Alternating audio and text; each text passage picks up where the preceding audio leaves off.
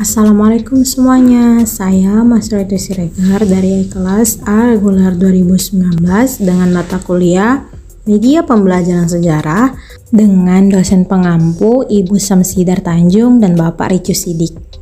Nah, kali ini saya akan membahas mengenai asal-usul bangsa Indonesia dengan dijajah teori usang Proto-Deutero Melayu yang irasional. Haina, kok kamu diam aja sih? Oh iya, aku lagi mikirin tentang materi asal-usul bangsa Indonesia nih, Rin. Sorry itu. Mau nggak kita sama-sama belajar? Aku lumayan ngerti sih. Boleh, jelasin dong sama aku. Oke deh.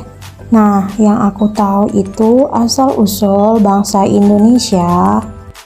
Proses masuknya nenek moyang ke Indonesia itu melalui 2 gelombang, di mana dijelaskan bahwa asal-usul bangsa Indonesia termasuk ke dalam rumpun Austronesia. Mereka menetap di Nusantara sehingga disebut dengan bangsa Melayu Indonesia. Perpindahan dari Yunan ke Nusantara dilakukan dalam 2 gelombang.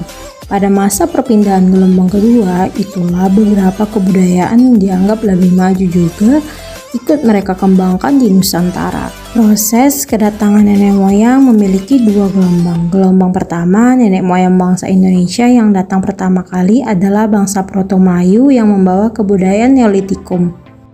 Mereka datang dari Yunan ke Indonesia melalui jalur barat dan timur. Migrasi jalur barat dilakukan dari Yunan ke Semenanjung Malaysia, Kalimantan, menuju Jawa dan Nusa Tenggara dengan membawa kebudayaan kapak persegi.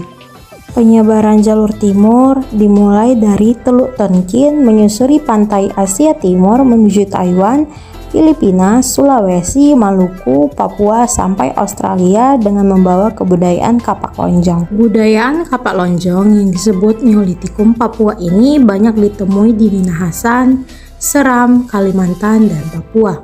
Dan pada gelombang kedua, kedatangan nenek moyang Indonesia terjadi pada sekitar 500 sebelum Masehi yang dibawa oleh rumpun bangsa Deutero Melayu. Kebudayaan Deutero Melayu relatif maju dibandingkan dengan kebudayaan bangsa Proto Melayu karena sudah mengenal benda-benda dari perunggu seperti kapak corong, nekara, dan perhiasan perunggu. Bangsa Deutero Melayu akhirnya dapat mendesak ras Proto Melayu yang lebih dulu menetap di Indonesia. Bangsa Deutero Melayu memilih tinggal di daerah pesisir, muara, dan sungai karena letaknya yang strategis subur, memiliki persediaan bahan makan yang melimpah dan mudah dilalui.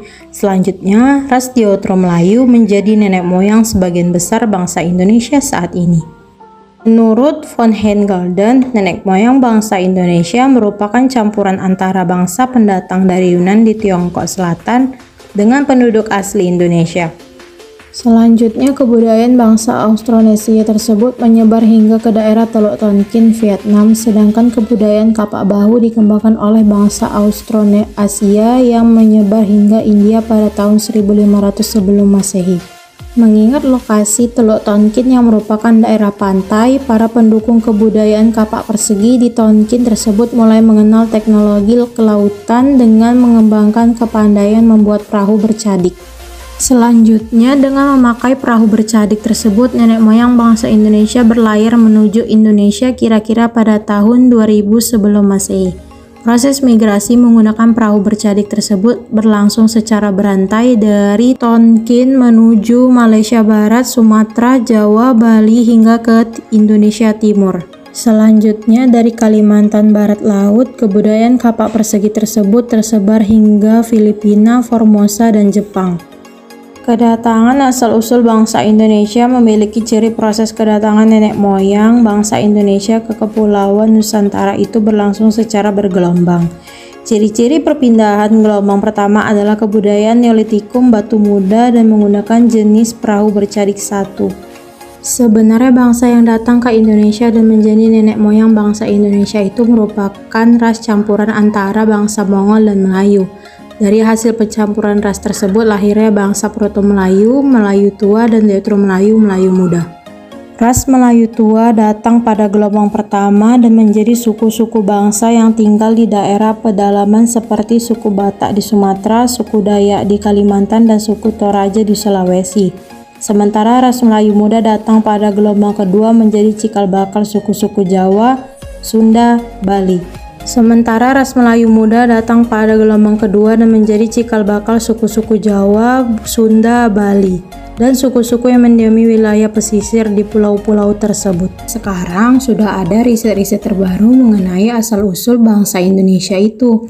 Nah, yang terdapat juga riset terbaru itu di risalahsumatera.com, yang dimana menjelaskan adanya riset lain seperti penemuan pemetaan DNA dari berbagai etnik.